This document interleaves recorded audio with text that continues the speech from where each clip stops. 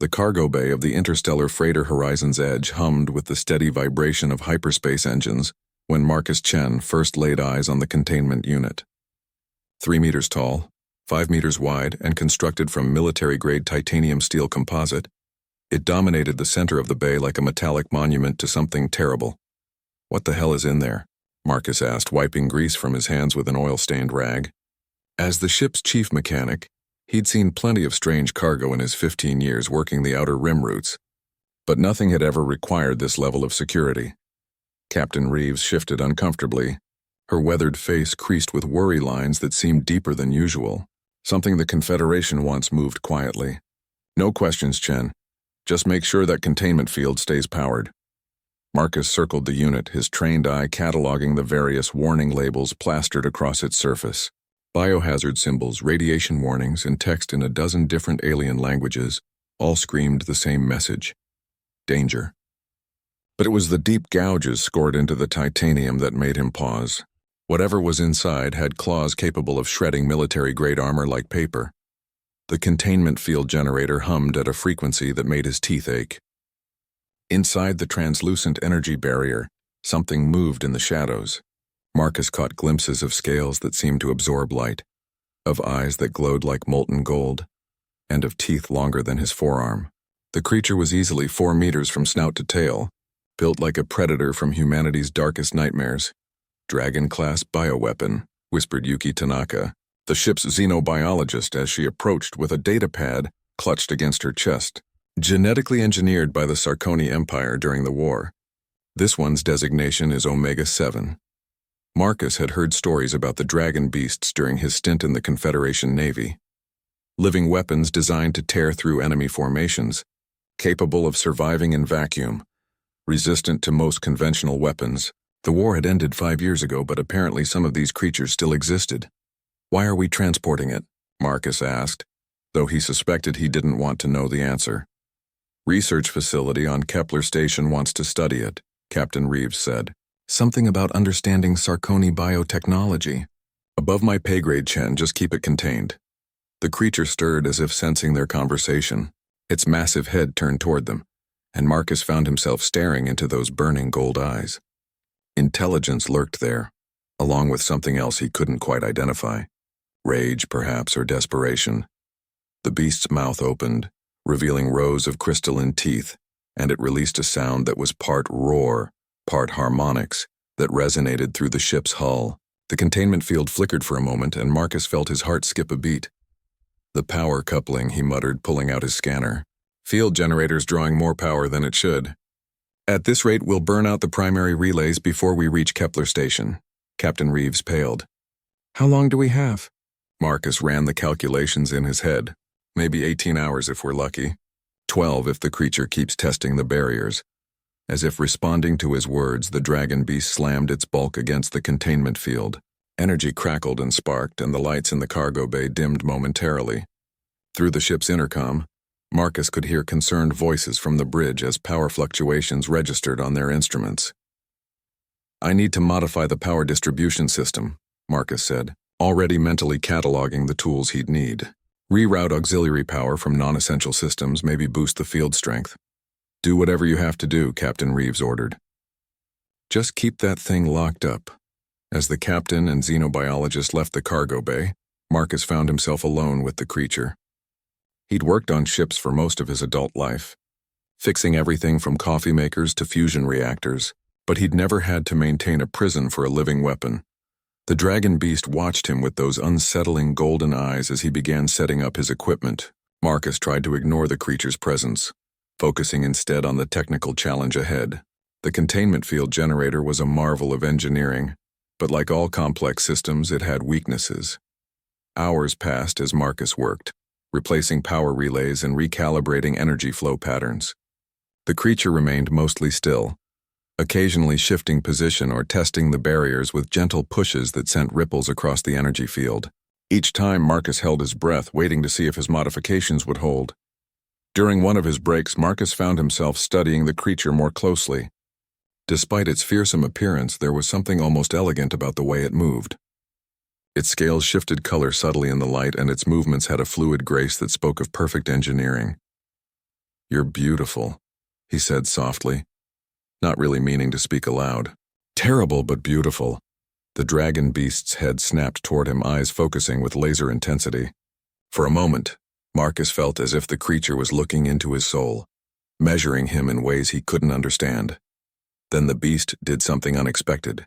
It settled down onto its belly, folding its legs beneath its body, and lowered its great head to rest on the floor of the containment unit. The aggressive posturing ceased, replaced by what almost looked like curiosity. Marcus shook his head and returned to his work. Dragon beasts were weapons, nothing more. The Sarkoni had designed them to kill, not to form emotional connections with random mechanics. But as he worked through the night, adjusting power systems and strengthening containment protocols, he couldn't shake the feeling that something had changed between him and the creature. The ship's artificial day cycle was beginning when Marcus finally finished his modifications.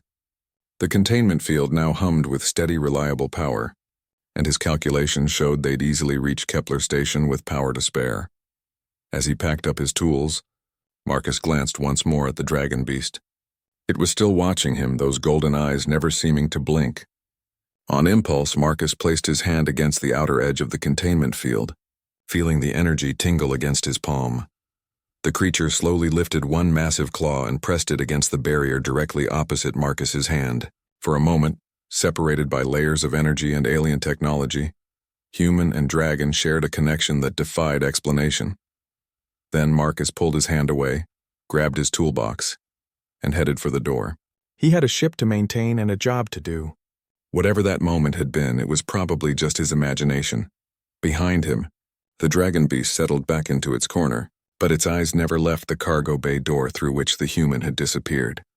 Marcus couldn't sleep. Every time he closed his eyes, he saw those golden orbs staring back at him with an intelligence that seemed almost human. 3 days had passed since his encounter with the dragon beast, and he found himself making excuses to visit the cargo bay more frequently than necessary. The containment field was holding perfectly after his modifications, but Marcus told himself he needed to monitor the power levels regularly.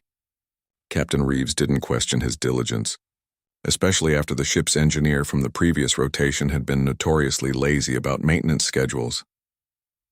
On his 4th visit to the cargo bay that morning, Marcus noticed something different.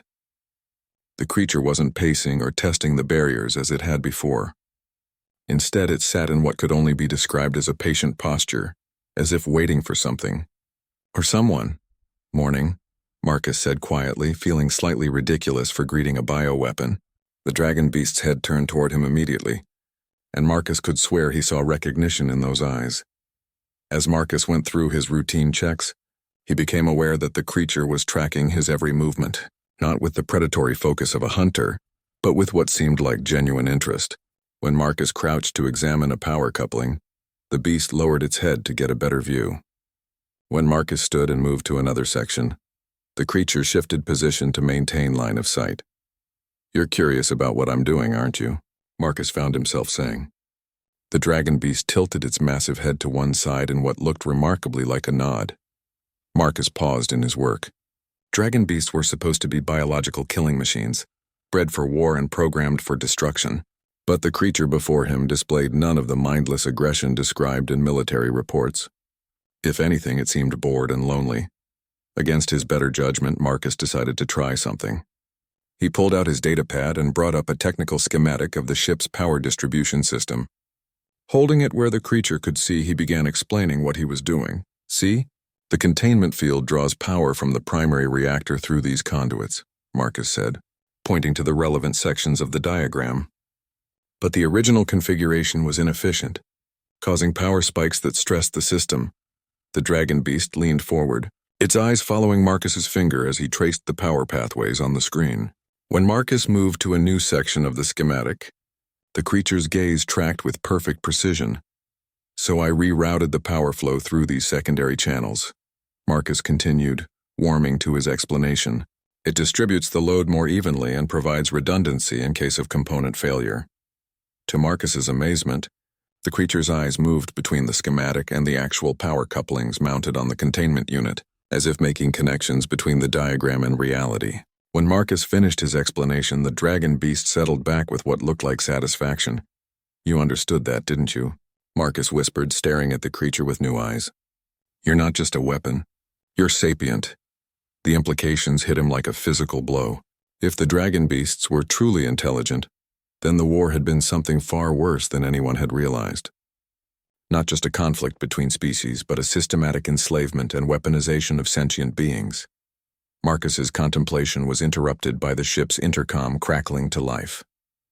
All hands prepare for transition to normal space. We'll be arriving at Kepler Station in approximately 6 hours. The dragon beast's demeanor changed instantly. The relaxed posture vanished, replaced by tension that Marcus could feel even through the containment field. The creature's scale shifted to a darker hue and its eyes began to glow more intensely. You know what's waiting for you there, don't you? Marcus asked softly. The creature's response was a low, mournful sound that seemed to come from the depths of its chest. It was the sound of something facing an inevitable fate it couldn't escape. Marcus spent the next hour pretending to work while his mind raced. He'd read the reports about Kepler Station's research division. Officially, they studied alien technology for defensive purposes.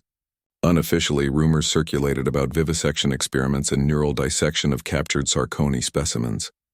The dragon beast seemed to sense his inner turmoil. It moved to the edge of the containment field closest to Marcus and lowered its great head until it was at his eye level. For a long moment, human and dragon regarded each other in silence. I wish I could help you, Marcus said, his voice barely above a whisper. But I'm just a mechanic. I fix things that are broken, not situations like this.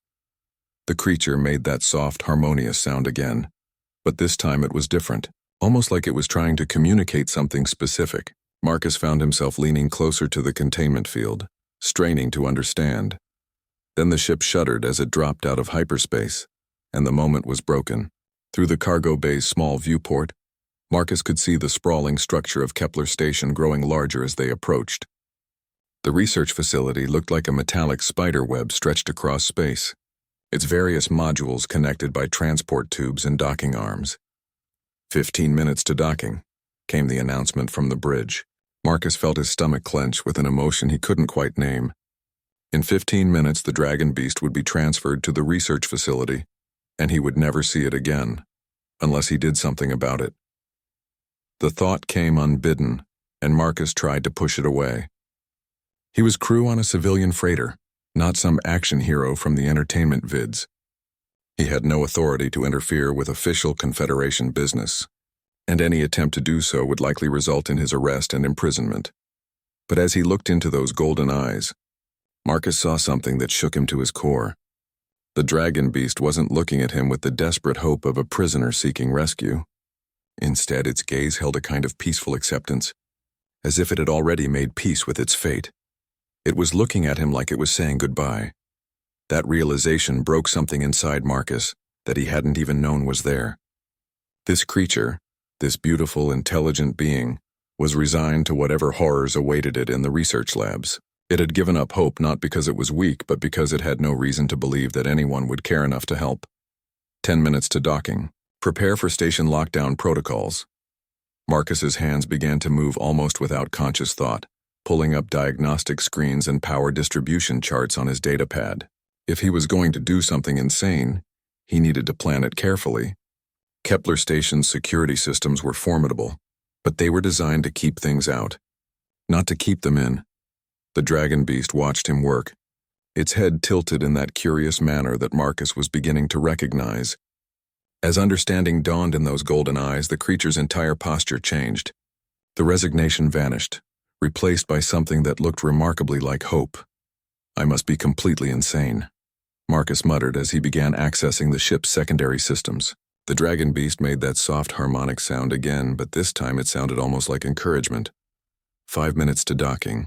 All crew report to stations. Marcus's fingers flew across his datapad, making final calculations and double-checking his work. What he was planning would probably get him killed or worse. But as he looked at the dragon beast one more time, he knew he couldn't live with himself if he did nothing. Sometimes, Marcus thought as he initiated the first sequence of his improvised plan, being human meant doing the right thing, even when it was impossible, especially when it was impossible. The dragon beast pressed one massive claw against the containment field, and Marcus placed his hand opposite it once more.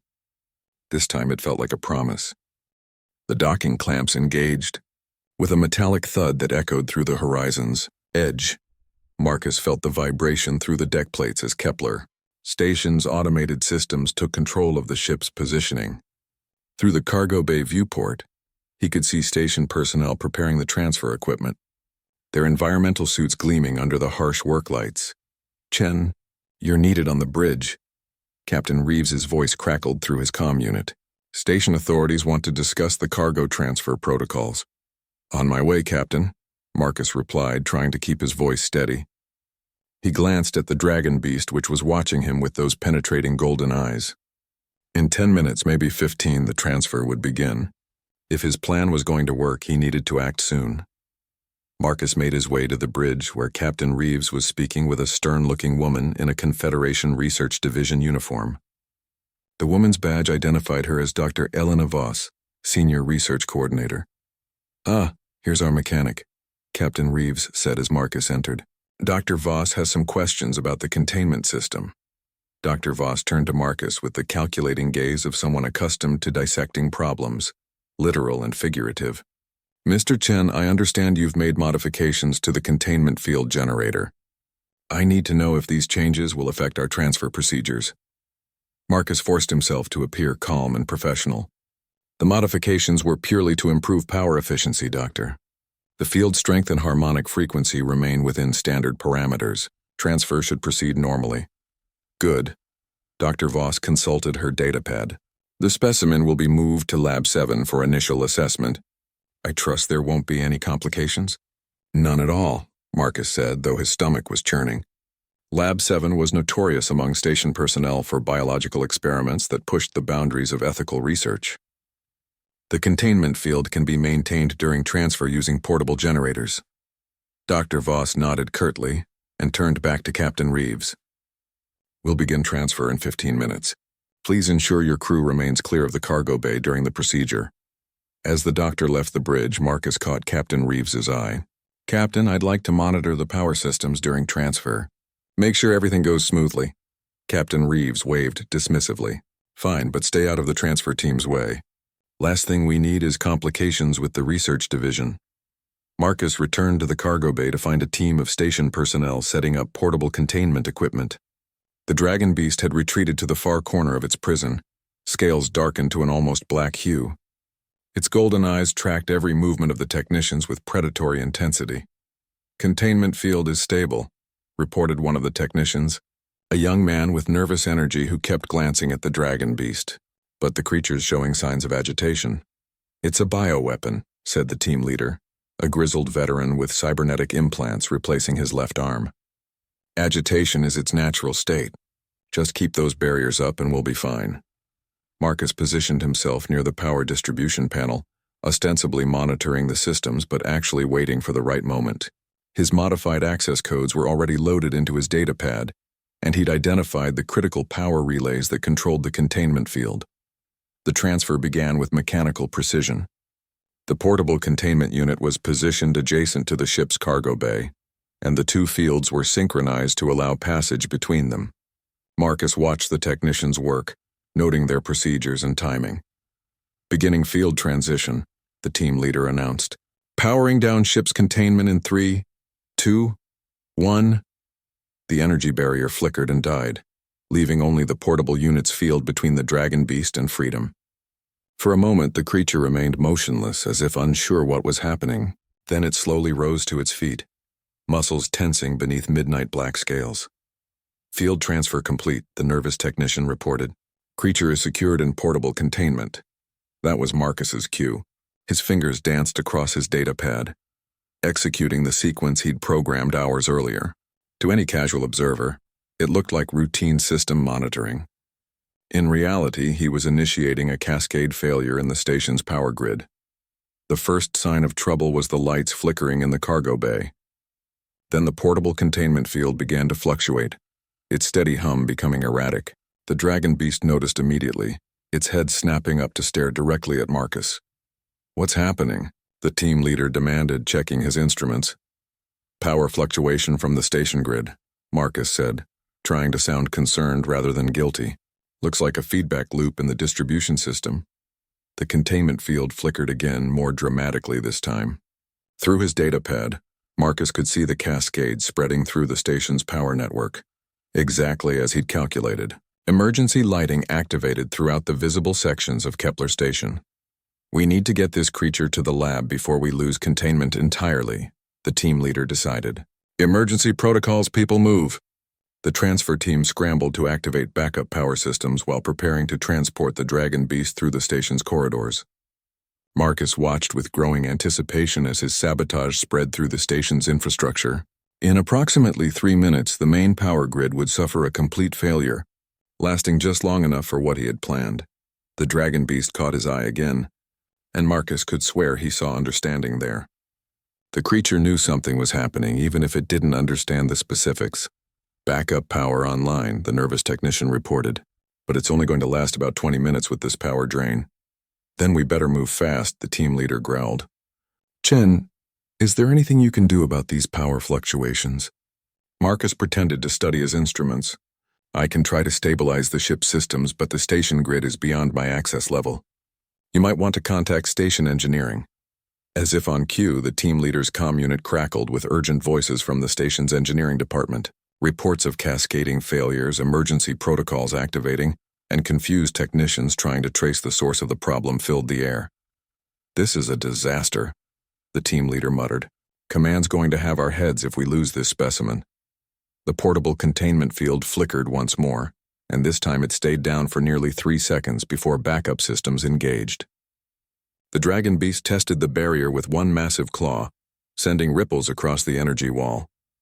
Marcus felt his heart racing as his sabotage reached its climax. Throughout Kepler Station, power systems were failing in carefully orchestrated sequence. Emergency bulkheads were sealing. Elevators were stopping between floors. And most importantly, the security grid was experiencing systematic shutdowns. "Major power failure on levels 7 through 12, came an announcement over the station's communication system. "All personnel implement emergency protocols. Non-essential systems are being shut down to preserve life support." The transfer team exchanged worried glances. Level 7 was exactly where they were supposed to take the dragon beast. Lab 7, where Dr. Voss waited with her research equipment and whatever horrors she had planned for her new specimen. "Sir," the nervous technician said, voice cracking slightly, "maybe we should wait until power is restored before attempting transport." The team leader was about to respond when the portable containment field died completely. Emergency power flickered and failed, leaving the dragon beast free for the first time in who knew how long. For a moment, nobody moved. The creature stood in the center of the defunct containment unit, scales rippling with color changes that seemed to reflect its emotional state. Its golden eyes swept across the transfer team, and Marcus saw several of the technicians take involuntary steps backward. Then the dragon beast did something that shocked everyone present. Instead of attacking, instead of rampaging through the ship in a frenzy of destruction, it turned its massive head toward Marcus and made that soft, harmonic sound he'd grown to recognize. It was saying thank you. The team leader's hand was moving toward his weapon when Marcus stepped forward, placing himself between the armed man and the dragon beast. "Wait," he said, voice carrying an authority he didn't know he possessed. "Don't shoot. Are you insane?" the team leader demanded. "That thing is a bioweapon." "That thing," Marcus said, never taking his eyes off the dragon beast, "is a sapient being. And I think it's time we started treating it like one." The dragon beast lowered its great head until it was level with Marcus's face, golden eyes reflecting depths of intelligence and gratitude that no weapon should possess. In that moment, everything changed between human and dragon, between prisoner and liberator, between species that had been at war for so long they'd forgotten how to see each other as anything but enemies. The cargo bay fell silent except for the distant hum of emergency power systems and the sound of Marcus's heart hammering against his ribs. The dragon beast remained motionless, its massive form casting shadows in the flickering emergency lighting. The transfer team stood frozen, weapons half drawn, unsure whether to fire or flee. "Chen, step away from that creature immediately," the team leader ordered, his voice tight with barely controlled fear. "That's a direct order from station security." Marcus didn't move. The dragon beast's golden eyes were fixed on his, and he could see something there that the others missed. Not the mindless aggression of a bioweapon, but the measured calm of an intelligent being making a conscious choice not to harm anyone. Its name is Omega-7, Marcus said quietly, never breaking eye contact with the creature. But I don't think it chose that designation, did it? The dragon beast tilted its massive head slightly, and Marcus could swear he saw sadness in those ancient-looking eyes. "What the hell are you talking about?" demanded the nervous technician, his scanner beeping frantically as it detected the creature's biosignatures. "It's a Sarconi weapon engineered to kill." "Engineered, yes," Marcus agreed, finally turning to face the team. "But not to kill by choice. Look at it, really look. Does that seem like a mindless killer to you?" The dragon beast remained perfectly still, allowing the humans to observe it without making any threatening moves. Its scales had shifted to a neutral gray-green color, and its posture was non-aggressive despite being free from containment for the first time in who knew how long. "It could have attacked us the moment the field went down," Marcus continued, "but it didn't. It's choosing not to hurt anyone." The team leader's cybernetic arm whirred softly as his hand tightened on his weapon. "Bioweapons don't make choices, Chen. They follow programming." "Then explain this," Marcus said, pulling out his data pad and showing them the technical schematics he'd shared with the creature earlier. "I explained our ship's power systems to it yesterday. It understood every word. It was curious, engaged, interested in learning." Dr. Voss's voice crackled through the comm system, distorted by the ongoing power failures. "Transfer team report. What's your status?" The team leader hesitated, glancing between his weapon, the dragon beast, and Marcus. "Dr. Voss, we have a situation. The containment field failed during the power outage. The specimen is loose, then terminated immediately." Dr. Voss's voice rose to near hysteria. "Use the emergency protocols. That creature cannot be allowed to escape." The dragon beast's reaction to those words was immediate and telling. Its scales darkened to deep black and its eyes blazed with an intensity that made Marcus's breath catch. But instead of attacking, the creature moved closer to Marcus, positioning itself protectively between him and the armed team members. "It's protecting me," Marcus whispered in amazement. "It knows I helped it and it's trying to protect me." "That's impossible," the nervous technician stammered. "Bioweapons don't form emotional attachments." "Maybe they do when they're not actually weapons," Marcus said. "Maybe they do when they're people." The ship shuddered as something heavy impacted the hull. Through the viewport, Marcus could see station security vessels maneuvering into position, their weapon systems powering up. The situation was escalating rapidly beyond anything he'd planned. "Security teams are mobilizing," the team leader reported. "Dr. Voss, we need immediate extraction. This is getting out of hand." "Negative," came the reply. "Lab 7 requires that specimen for critical research. Whatever it takes, bring it in alive if possible, dead if necessary." The dragon beast seemed to understand the implications of those words. It rose to its full height, scales shifting to an almost mirror-like silver that reflected the emergency lighting in patterns that hurt to look at directly. For the first time since the containment field had failed, it looked truly dangerous. "Wait," Marcus said, stepping between the creature and the security team. "There has to be another way. It doesn't want to hurt anyone. Look at it, it's scared." Indeed, beneath the threatening display, Marcus could see signs of fear in the dragon beast's posture. Its breathing was rapid, and its eyes kept darting toward the exits as if calculating escape routes. This wasn't a predator preparing to attack. It was a sentient being facing a hopeless situation with the only defenses it had. "Stand down, Chen," the team leader ordered.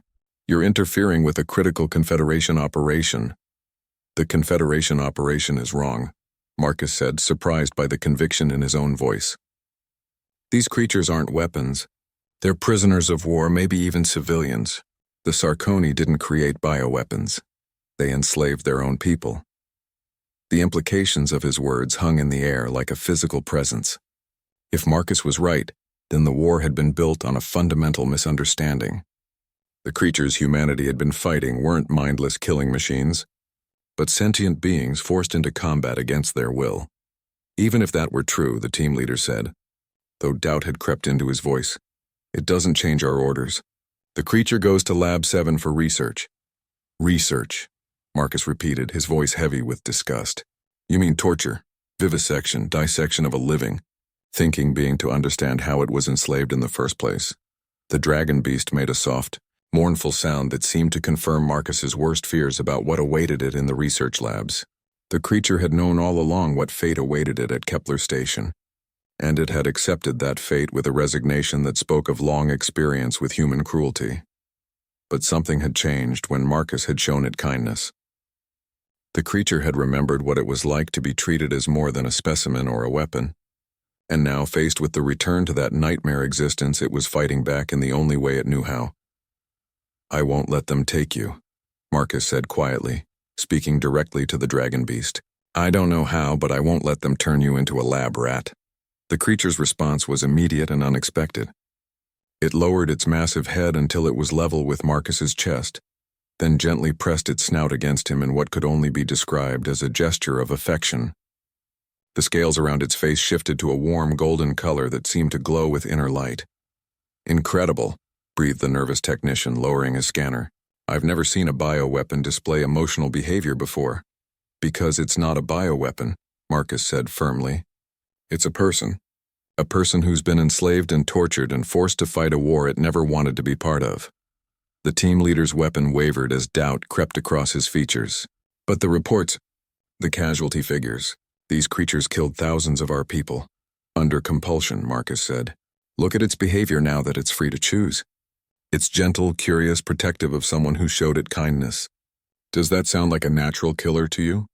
Through the ship's comm system, they could hear Dr. Voss coordinating with station security, organizing a response team to capture or kill the escaped specimen. Time was running out, and Marcus knew that once security forces arrived in numbers, any chance of saving the dragon beast would vanish. "Help me," Marcus said, turning to address the entire transfer team. "Help me prove that we're better than this. That humanity can choose compassion over convenience, understanding over exploitation."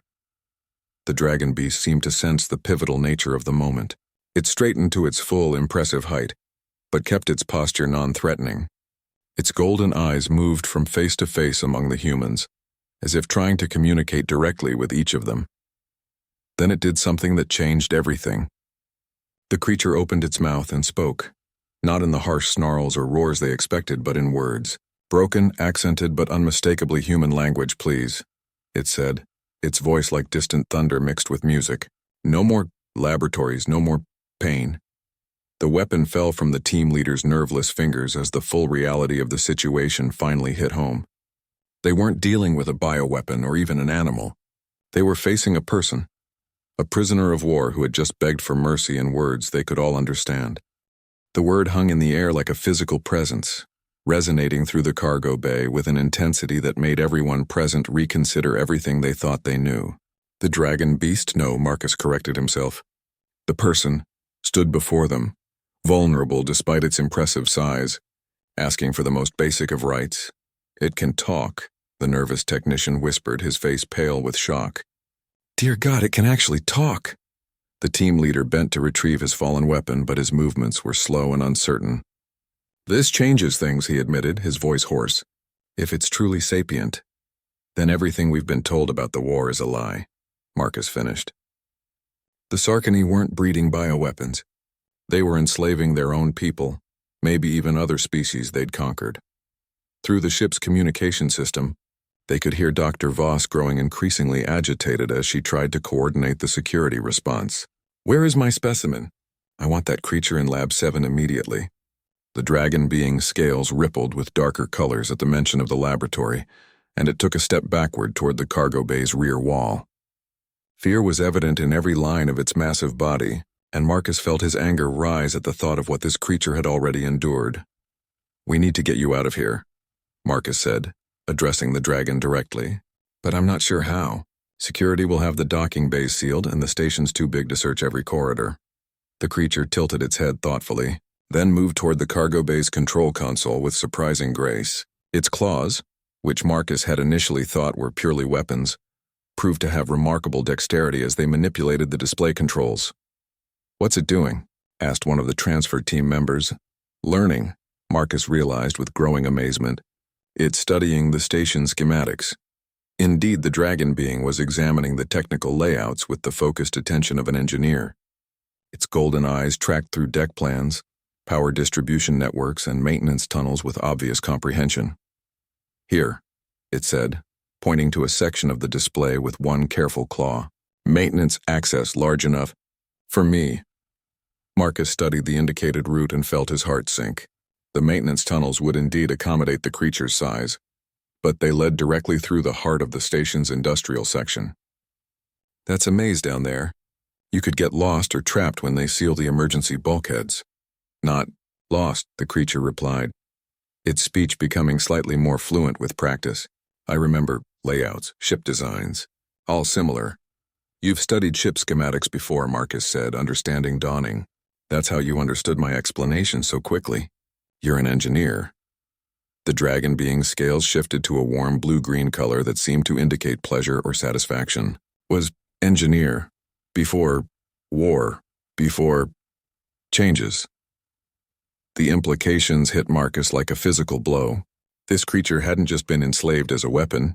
It had been a professional. Someone with skills and training and a life that had been stolen from it. The Sarconi had taken engineers, scientists, maybe even artists and poets, and transformed them into living weapons through some horrific biotechnology. The neural interfaces, the nervous technician said suddenly, pieces falling into place. The biocontrol systems we found in captured specimens. They weren't weapons systems, they were slave collars. Captain Reeves's voice crackled through the comm system. Chen, what's your status down there? Station security is demanding access to the cargo bay. Marcus looked at the dragon being, seeing hope and determination warring with fear in those expressive golden eyes. A decision crystallized in his mind. One that would probably end his career and possibly his freedom, but felt more right than anything he'd ever done. Captain, Marcus said into his comm unit, I need you to trust me. Don't let security into the cargo bay for another 10 minutes. Chen, what the hell are you doing down there? Something that should have been done a long time ago, Marcus replied, then switched off his comm unit before Captain Reeves could respond. He turned to the transfer team, seeing his own resolve reflected in their faces. The team leader picked up his weapon again, but this time he slung it across his back in a gesture that clearly indicated he wouldn't be using it against the dragon being. You're planning to help it escape, the team leader said. It wasn't a question. I'm planning to help them escape, Marcus corrected, deliberately using the proper pronoun. Are you going to stop me? The team leader was quiet for a long moment, studying the dragon being with new eyes. Do you know what they did to my squad during the Battle of Proxima? He asked finally. 3 bioweapons tore through our positions like they were made of paper. I lost 12 good people that day. Marcus felt his heart sink, but the dragon being spoke before he could respond. I remember Proxima, it said, voice heavy with an emotion that could only be described as grief. Was forced to fight. Could not resist. Every death is burned in my memory. The team leader stared at the creature for a long time. You remember killing my people? Remember. Everything, the dragon being replied. Cannot forget was not my choice, but still, my actions. Still, high guilt, Jesus, the team leader whispered. You carry the memories of everyone you were forced to kill. All of us. Do, the creature confirmed, is part of the control. We remember everything, feel everything. Punishment. For resistance, Marcus felt sick.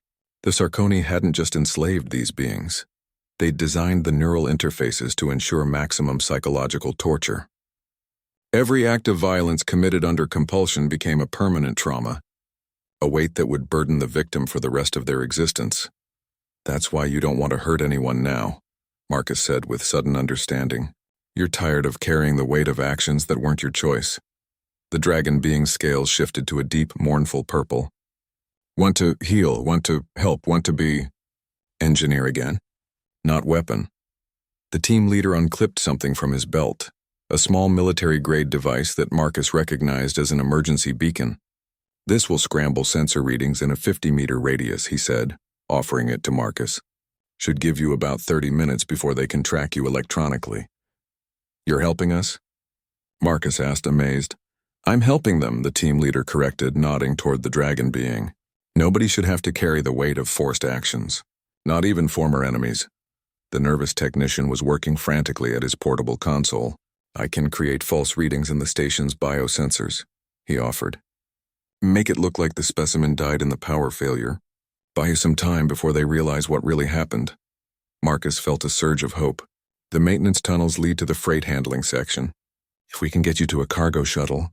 No, the dragon being said firmly. Cannot escape alone. Others, still prisoners, still in laboratories, must help them. Others? Marcus's blood ran cold. How many others?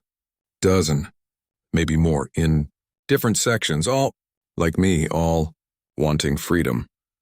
The scope of what they were facing suddenly became clear.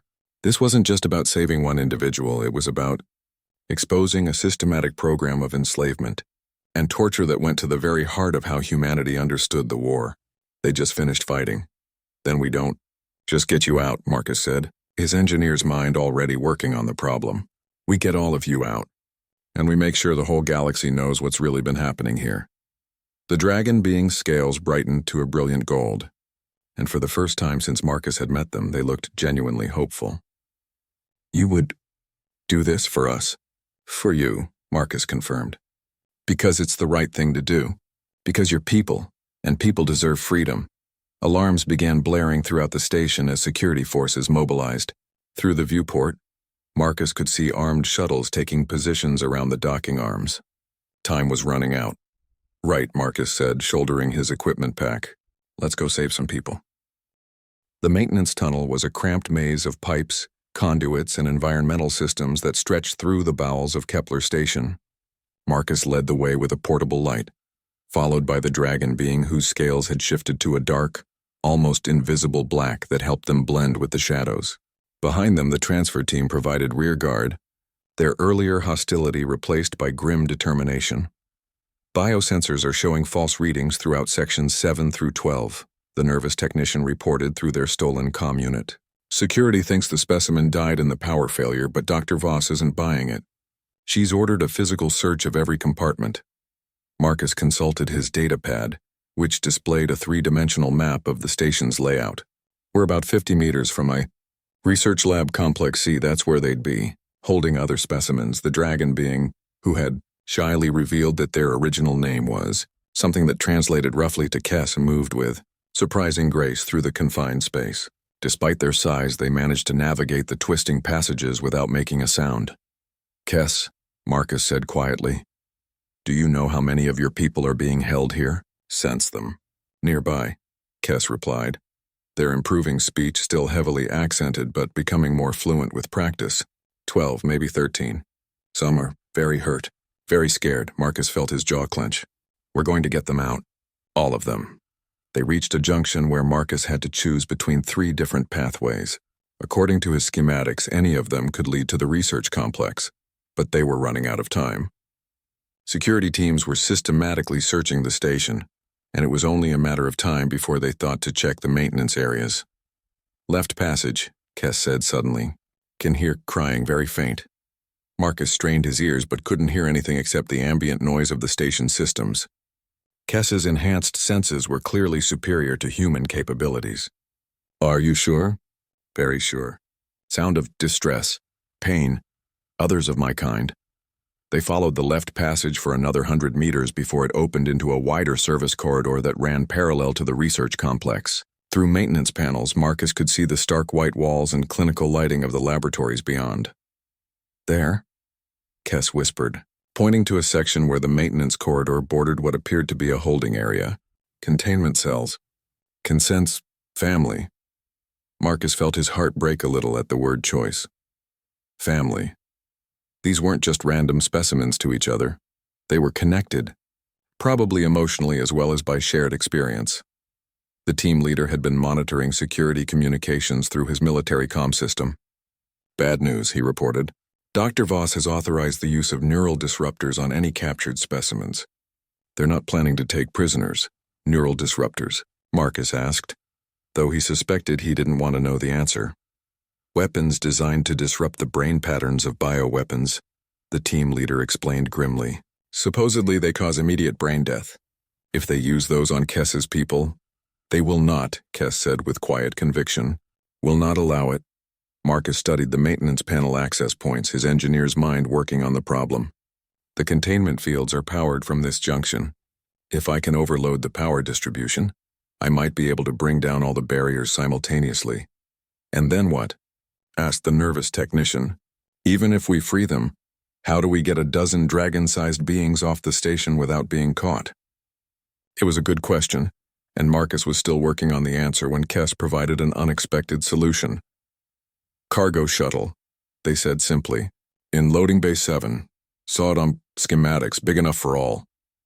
That's a military transport, the team leader protested. It'll be guarded, and even if we capture it, station defense platforms will blow us out of space before we clear the docking bay. Kess's scales rippled with colors that Marcus was beginning to recognize as amusement. Not if pilot knows station codes, knows proper clearance protocols. You know station codes? Marcus asked incredulously. Was engineer, Kess reminded him. Before changes. Studied many station designs. Security protocols. Very similar. And they paused, scales shifting to what Marcus thought might be embarrassment. May have observed communications while in containment. Dr. Voss not careful about classified information. Marcus grinned despite their desperate situation. Kess had been conducting espionage from inside their prison, learning everything they could about station operations. You've been planning an escape all along. Planning hope, Kess corrected. Not believing, until you showed kindness. The moment was interrupted by the sound of approaching voices in the corridor beyond. Security teams were getting closer and they were running out of time. Right, Marcus said, pulling out his tools. I'm going to bring down the containment fields. When I do, you talk to your people, get them organized. We'll have maybe 5 minutes before security realizes what's happened. He began working on the power distribution panel, rerouting circuits and overloading safety systems with the controlled desperation of someone who knew that failure meant death for everyone he was trying to save. Behind him, Kess pressed against the wall of the maintenance corridor, clearly listening to sounds beyond human perception. They are afraid, Kess said softly. Have been hurt, some may not trust even us. Then you'll have to convince them fast, Marcus said, sweat beading on his forehead as he worked. Because we're not leaving anyone behind. The power panel sparked as Marcus completed his modifications. Throughout the research complex, lights flickered and died as the containment fields powered down. Almost immediately, alarms began blaring, and Marcus could hear shouts of confusion from the laboratory staff. It's done, he said. Go talk to your people. Kess moved to a section of the corridor wall and with surprising gentleness removed a large maintenance panel. Beyond was a sterile white room filled with transparent containment cells, most of which now stood empty and powerless. What Marcus saw in those cells made him physically sick. Beings like Kess, but bearing obvious signs of surgical modification, neural implants, and other horrific experiments. Some were missing limbs that had been replaced with mechanical prosthetics. Others showed evidence of genetic manipulation that had left them barely recognizable as the same species. But worst of all, were their eyes. Where Kess's golden gaze showed intelligence and hope, these beings stared out with the hollow look of creatures that had endured too much, suffered too long, hoped too little. Family, Kess called softly, their voice carrying harmonics that seemed designed to be soothing. Time to go home, the response was immediate. Heads turned, eyes focused, and Marcus saw sparks of hope beginning to kindle in gazes that had been empty moments before. They recognized Kess, knew that voice, trusted that presence even when they couldn't trust anything else. One by one, the freed beings began to emerge from their cells. Some moved with Kess's fluid grace, while others bore injuries that made movement difficult. But all of them focused on Kess with an intensity that spoke of family bonds forged in shared suffering. Can they all travel? Marcus asked, noting that several of the beings appeared to have sustained serious injuries. We help each other, Kess replied. Always have. Always will. The team leader appeared at Marcus's shoulder, his expression grim. Security's figured out where we are. We've got maybe 2 minutes before they breach the corridor. Marcus looked at the dozen beings now gathered around Kess, saw the trust in their eyes, the hope that he had helped kindle. They were counting on him, on all of them, to do the impossible. Then we better get moving, he said, shouldering his pack. Kess, can you get your people to the cargo bay? We'll follow. Anywhere you lead, Kess replied. You gave a freedom. Now give a future. As alarms continued to blare and security forces closed in, Marcus led the most unlikely rescue party in the history of interstellar relations through the twisting corridors of Kepler Station. Behind him followed beings that had been branded as monsters, led by someone who had shown them that humans could choose compassion over cruelty. It was time to prove that humanity deserved the trust they'd been given. Loading Bay 7 was a cathedral of metal and machinery, designed to handle the massive cargo shuttles that supplied Kepler Station's research operations. The transport Kes had identified sat in the center of the bay like a sleeping giant, its military-grade hull scarred from countless missions but still bearing the proud insignia of the Confederation fleet. Marcus crouched behind a stack of cargo containers, watching the 4 security guards who stood between them and their only hope of escape. Behind him, 13 freed beings waited in the shadows, their scales muted to near invisibility, but their golden eyes burning with determination. 2 guards at the shuttle ramp. 2 more by the control booth, the team leader whispered, studying the tactical situation with professional expertise. Standard patrol pattern, but they're alert. Someone's told them to expect trouble. Dr. Voss's voice echoed through the station's communication system, no longer maintaining any pretense of scientific objectivity. All units priority 1. The specimens have been freed by hostile actors. Use lethal force on any unauthorized personnel. Repeat. Lethal force is authorized. Kes moved up beside Marcus, their improved English now flowing more naturally as stress and necessity drove rapid learning. Shuttle is armed, has defensive systems. Once we reach it, we still have to get past those guards, Marcus pointed out. And even if we do, someone has to fly that thing. I'm a mechanic, not a pilot. I can fly it, Kes said simply. Studied pilot systems while imprisoned. Also, they paused, scales shifting to an almost shy color. Was pilot before war, before changes. Marcus stared at his friend, and he realized that was what Kes had become, a friend, with growing amazement. Engineer and pilot. What else were you before they turned you into a weapon? Teacher, Kes replied softly. Taught young ones about stars, about possibility of peaceful contact with other species. The irony in their voice was unmistakable.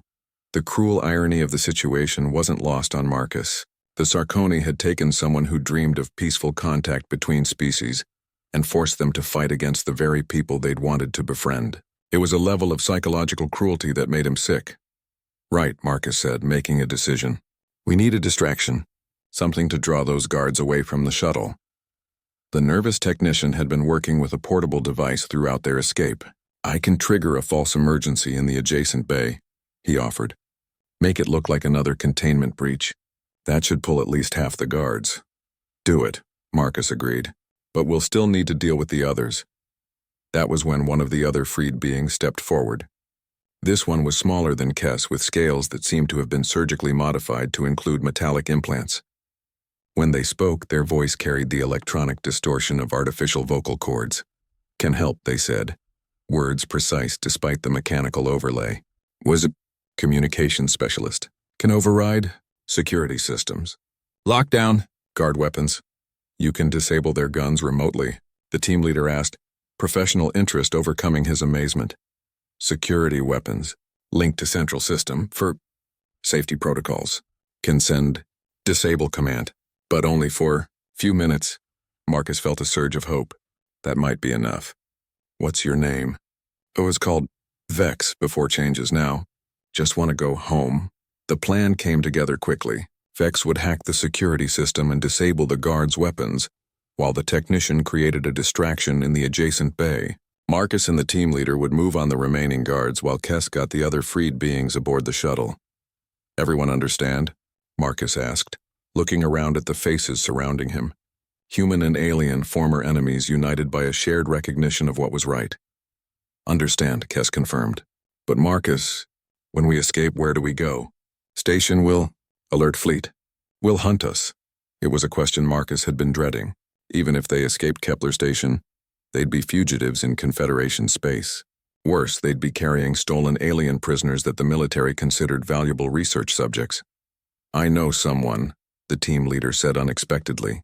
Fleet Admiral Sarah Chen, my former commanding officer. If anyone will listen to the truth about what's been happening here, it's her. Chen? Marcus asked, startled by the familiar name. You know her? She's my sister, Marcus said, feeling pieces falling into place. And she's currently commanding the 3rd Fleet from her flagship in the Kepler system. Hope flared in the faces around him. Admiral Chen was known throughout the fleet as an officer of uncompromising integrity. If anyone would risk their career to expose the truth, it would be her. "Then we have a destination," Marcus said. "Vex, are you ready?" The scarred being's mechanical voice carried a note of satisfaction. "Security weapons disabled. You have 4 minutes." The technician's false emergency triggered immediately, sending alarms blaring through the adjacent bay and drawing 2 of the 4 guards away from their posts. Marcus and the team leader moved with practiced efficiency, stunning the remaining guards with captured weapons before they could raise an alarm. "Shuttle's clear," Marcus called, and immediately the freed beings began flowing from the shadows like liquid grace. Despite their injuries and modifications, they moved with the coordinated precision of people who had learned to work together through shared hardship.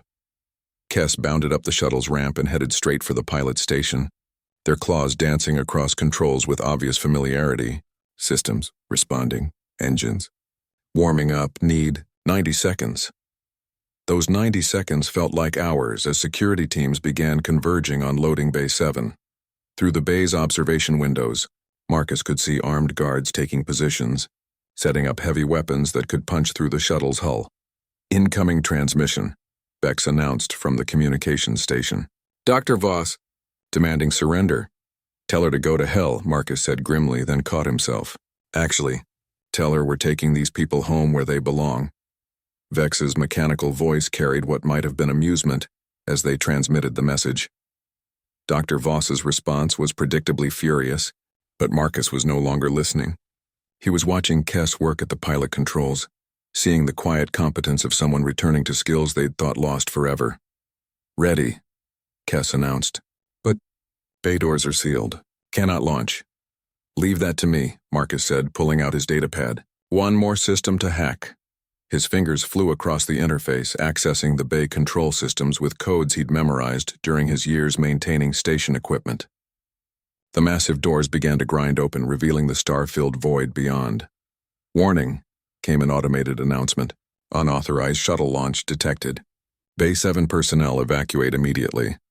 The shuttle lifted off just as the first security teams breached the loading bay. Energy weapons fired, but the shots went wide as Kess piloted their stolen transport through the opening doors with the skill of someone born to fly. "Clear of the station," Kess reported, setting course for Admiral Chen's flagship. Marcus looked around the shuttle's passenger compartment at the beings they'd rescued. 13 individuals who had been branded as monsters, who had suffered unimaginable cruelties, who had lost hope until a human mechanic had shown them kindness. "Thank you," Vex said, their mechanical voice somehow conveying deep emotion. "All of us." "Thank you." "Don't thank me yet," Marcus replied. "We still have to convince my sister that we're telling the truth. And even if we do, changing military policy about your people won't be easy." "Will be enough," Kess said from the pilot's seat. "Truth. Always enough. Humans showed us, cruelty and kindness both. Now we know, which is real humanity." Through the shuttle's viewports, Marcus could see the massive bulk of Admiral Chen's flagship growing larger as they approached. Soon he'd have to explain to his sister why he'd thrown away his career, stolen military property and freed beings that the Confederation considered dangerous weapons. But as he looked at the faces around him, human and alien alike, united by shared purpose and mutual respect, Marcus realized he'd never felt better about a decision in his life. Sometimes being human meant making the hard choice. Sometimes it meant standing up for what was right, even when the whole universe seemed to be against you. And sometimes it meant recognizing that the greatest strength of humanity wasn't their technology or their weapons, but their capacity to see people as people, regardless of what they looked like or where they came from. As their shuttle approached the flagship, Marcus felt a strange sense of peace. Whatever happened next, he'd proven something important to Kess and their family. He'd proven that humans at their best were capable of extraordinary compassion. And in a universe that often seemed dark and cruel, that might just be enough to change everything.